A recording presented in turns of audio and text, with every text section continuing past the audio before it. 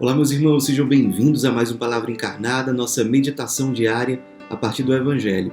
E o Evangelho de hoje, terça-feira, dia 21 de março, está em João, capítulo 5, versículos de 1 a 16.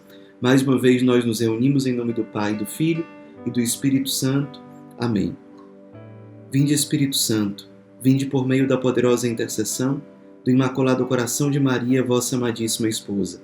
Vinde, Espírito Santo, vinde por meio da poderosa intercessão do Imaculado Coração de Maria, vossa amadíssima esposa.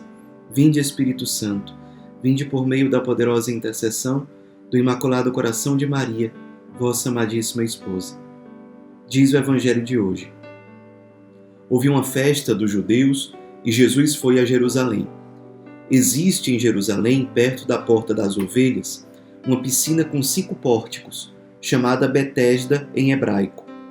Muitos doentes ficavam ali deitados, cegos, coxos e paralíticos. De fato, um anjo descia, de vez em quando, e movimentava a água da piscina, e o primeiro doente que aí entrasse, depois do borbulhar da água, ficava curado de qualquer doença que tivesse. Aí se encontrava um homem que estava doente havia 38 anos. Jesus viu o homem deitado e, sabendo que estava doente há tanto tempo, disse-lhe: "Queres ficar curado?" O doente respondeu: "Senhor, não tenho ninguém que me leve à piscina, quando a água é agitada. Quando estou chegando, outro entra na minha frente." Jesus disse: "Levanta-te, pega a tua cama e anda." No mesmo instante, o homem ficou curado, pegou sua cama e começou a andar. Ora, esse dia era um dia de sábado. Por isso, os judeus disseram ao homem que tinha sido curado: "É sábado, não te é permitido carregar tua cama." Ele respondeu-lhes: "Aquele que me curou disse: pega tua cama e anda." Então lhe perguntaram: "Quem é que te disse: pega tua cama e anda?" O homem que tinha sido curado não sabia quem fora, pois Jesus se tinha afastado da multidão que se encontrava naquele lugar. Meus irmãos, nós estamos aqui na continuação da nossa caminhada da Quaresma, estamos já na 4ª semana desse tempo tão importante de penitência, de conversão, de preparação para a Páscoa. E dentro dessa nossa caminhada de conversão, nós temos um evangelho que com certeza vem nos iluminar. É uma história assim, bonita, assim, comovente. A mim, particularmente, me toca especialmente essa passagem. Havia em Jerusalém, diz o Evangelho, um lugar chamado Porta das Ovelhas. Esse lugar aqui é um lugar que ficava perto do templo de Jerusalém, onde eram banhadas as ovelhas que depois seriam oferecidas em sacrifício. Aqui o Evangelho não diz que festa era essa.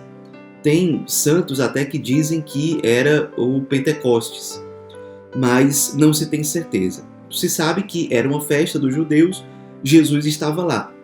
E nesse lugar, que era perto da Porta das Ovelhas, onde as ovelhas que iam ser sacrificadas eram banhadas, havia uma piscina com 5 pórticos. E nessa piscina, ou perto dessa piscina, ficavam muitos doentes, diz o Evangelho: cegos, coxos e paralíticos. Eram as pessoas que tinham por ali. E, de vez em quando, um anjo descia, diz o Evangelho, movimentava a água, e o primeiro doente que conseguisse entrar na água, quando o anjo movimentasse a água, esse doente ficaria curado. E aí Jesus está passando por ali, ele está ali naquela festa dos judeus, e tem uma atitude, às vezes a gente que é chamado a ter os mesmos sentimentos de Cristo, essas pequenas coisinhas que Jesus faz no Evangelho, deveria de alguma forma nos mover, nos chamar a atenção. Jesus está ali no meio de uma grande festa, mas o olhar dele se volta para aquele coitado, pobrezinho, doente, que doido para ficar curado, já doente há 38 anos. E o Evangelho diz que Jesus sabia. Jesus viu o homem deitado e, sabendo que ele estava doente há tanto tempo, disse-lhe: "Queres ficar curado?" Ou seja, Jesus está no meio de uma multidão, muitos judeus ali para aquela celebração, mas o olhar dele está procurando os abandonados, está procurando os entristecidos, os desprezados, os marginalizados. E nessa busca do Cristo, o olhar dele se volta para esse homem, doente há 38 anos. E é interessante que Jesus chega para ele, já mesmo sabendo que ele estava doente já há muito tempo, Jesus pergunta: queres ficar curado? Por quê? No nosso processo de conversão, nosso processo de cura, é claro que Deus nos conhece muito mais do que nós mesmos nos conhecemos. Mas existe um elemento de cura quando nós nos dispomos e temos a humildade de dar nome aos nossos sofrimentos e às nossas fraquezas. É o que a gente faz, por exemplo, na confissão. A gente dá nome às nossas infidelidades. Só a humildade e a sinceridade e a confiança na misericórdia de Deus em dizer: eu sou preguiçoso, eu sou avarento, eu sou impuro, eu sou infiel. Dar nome à nossa enfermidade, dar nome à nossa fraqueza. É um ato de humildade, de sinceridade, de amor à verdade e que é altamente necessário para a nossa conversão. Uma outra coisa que nós aprendemos aqui, o primeiro passo para a cura efetiva desse enfermo, a gente não sabe nem exatamente que doença ele tinha, a gente só sabe que ele ficava deitado lá. Talvez ele fosse um paralítico. É que, assim, a princípio, parece que o primeiro passo é ele confessar. Ele dar nome àquilo que lhe prostrava, aquilo que o impedia de caminhar. Mas, antes disso, já havia uma outra coisa. E isso deveria para a gente também ser um ensinamento.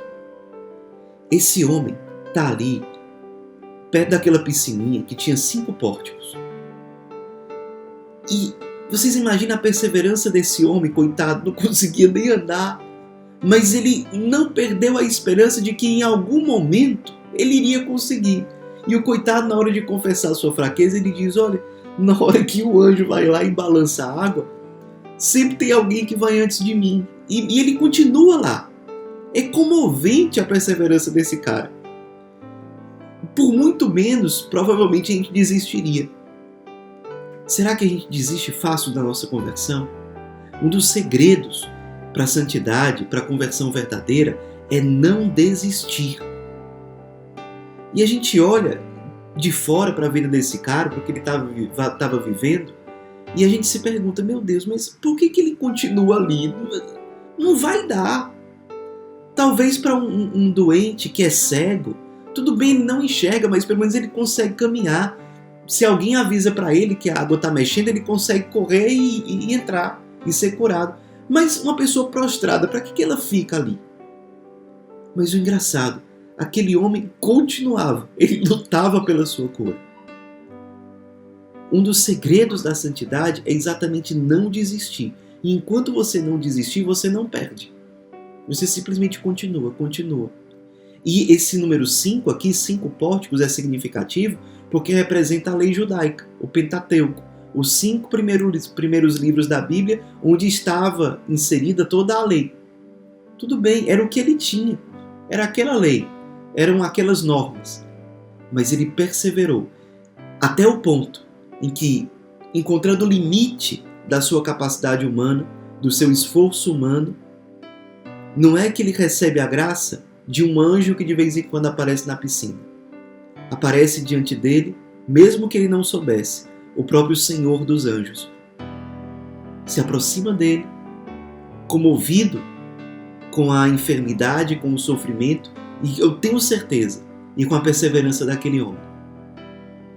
E finalmente cura aquele homem. E interessante, Jesus diz 3 coisas quando cura aquele homem: levanta-te, pega a tua cama e anda. Esse levanta-te, nós já sabemos aqui pela palavra encarnada.